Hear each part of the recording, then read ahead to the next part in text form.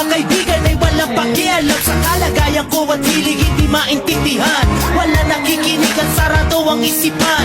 Nais ko lang naman ay kanilang maunawaan. Tanggapin ako kung sino at mga tinutupad.